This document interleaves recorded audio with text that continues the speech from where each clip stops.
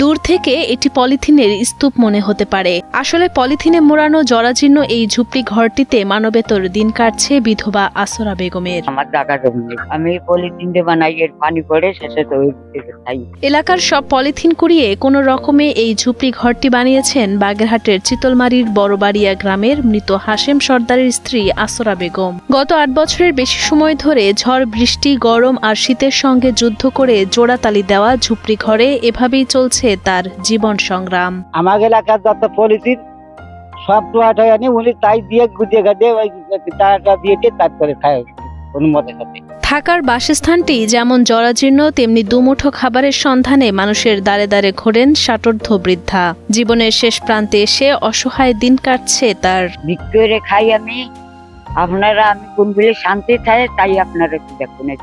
প্রতিবেশীদের সহযোগিতায় কোনো রকমে চলে আসরার জীবন। একবেলা খাবার জুটলে আরেক বেলা খাবার জোটে না তার। আপন বলতে এক মেয়ে থাকলেও তার বিয়ে হয়েছে অনেক আগেই। অভাবের সংসার হওয়ায় তিনিও খোঁজ নিতে পারেন না মায়ের, তাই বাধ্য হয়েই ভিক্ষাবৃত্তি করে চলে আসরার কষ্টে ভরা জীবন।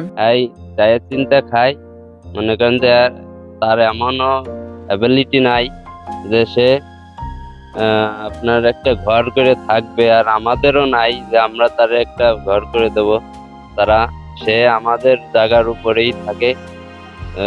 মনে করেন তার আপন বলতে আর কি কেউই নাই আমরা ছাড়া, কিন্তু তবে আমাদের মনে করেন যে এরকমের অ্যাবিলিটি নাই যে তারে আমরা সুযোগ করে দেব।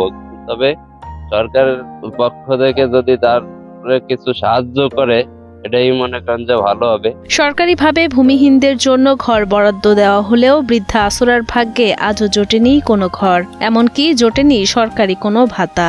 সরকার ও সমাজের বিত্তশালীরা এগিয়ে আসলে শেষ বয়সে একটু মাথা গোঁজার ঠাঁই পাবে বলে জানান প্রতিবেশীরা। খুব অসহায় অবস্থায় আছে, আমরা এলাকাবাসী যতটুকু পারি সাহায্য সহযোগিতা করি। এনার মূলত এই 7-8 বছর থেকে ওনার ঘর বাড়ি নেই, উনি থাকে ভাই বাড়ির উপরে, কিন্তু ওনারা একটু জায়গা দিতে কোনো মতে, কিন্তু পরের জায়গার পরে উনি একটু এরকম অসহায় অবস্থা, এরকম ঘর পলিথিন আবিজুবি ছালা শট এইগুলো দিয়ে উনি বসবাস করে, এইগুলোর উপর বসবাস করে। ওনার সব সময়ের জন্য উনি অসুস্থ যদিও, তারপরে এলাকাবাসীর লোকজন ওনার সাহায্য সহযোগিতা করে, সেই হিসেবে উনি ওইভাবে জীবনযাপন করে। কিন্তু উনি অনেকদিন যাবত উনি আমাকে দাঁড়ে এলাকাবাসী দাঁড়ে এই ঘর বাড়ির জন্য অনেক চেষ্টা করে, কিন্তু আজ পর্যন্ত কোনো ঘর বাড়ি উনি কোনো সাহায্য সহযোগিতা পায়নি সেরকমই। তাই আপনাদের কাছে আমার বিনীত অনুরোধ, এই গভর্নমেন্টের কাছে আমার অনুরোধ যে যাতে উনি সুন্দর একটা ঘর পায়।